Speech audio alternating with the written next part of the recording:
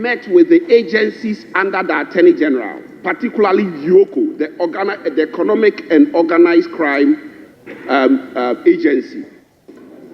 Mr. Speaker, office, when I looked at their performance, Mr. Speaker, when I looked at the performance of the Attorney General's office itself, Mr. Speaker, the record will show that the Attorney General's office, time with that number, has done successful prosecution in this country. Mr. Speaker, it was the AG's office, respectfully, when my learned senior, Dr. Dominic Aini, was the Deputy Attorney General, that instituted prosecution against a member of the NDC government at the time, Mr. Awuah. Mr. Speaker, that is one of just examples.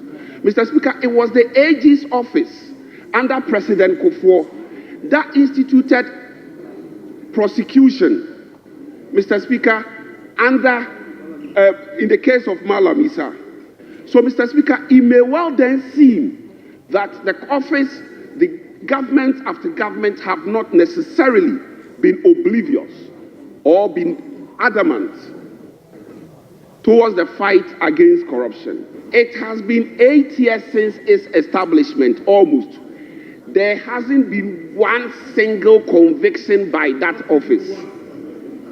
Mr. Speaker, by its own documents that it brought to the committee, Mr. Speaker, the agency now has only three criminal cases pending. 3 after 8 years. Mr. Speaker, 3. Mr. Speaker, when you look at the cases that it is involved, Mr. Speaker, then you realize that there seems to be some aberration in its focus. Why am I saying so? Mr. Speaker, primarily, when we are talking of an institution protecting the public purse, Mr. Speaker, what is the public purse? The public purse is what we have been invited upon to approve today. That is the budget and the appropriation.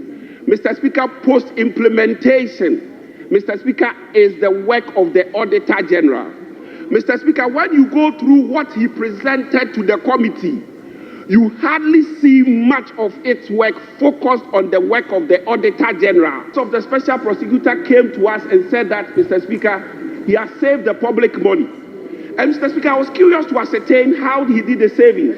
He said that he went to the northern region to do a head count with, Mr. Speaker, of the teachers' payroll. Mr. Speaker, that is the work of the Auditor General. Thank you. Mr. Speaker, it has become necessary for us to review the office of the Special Prosecutor. Mr. Speaker, I think that if that money is given to the Attorney General, he will do a better job. Mr. Speaker, very respectfully, thank you.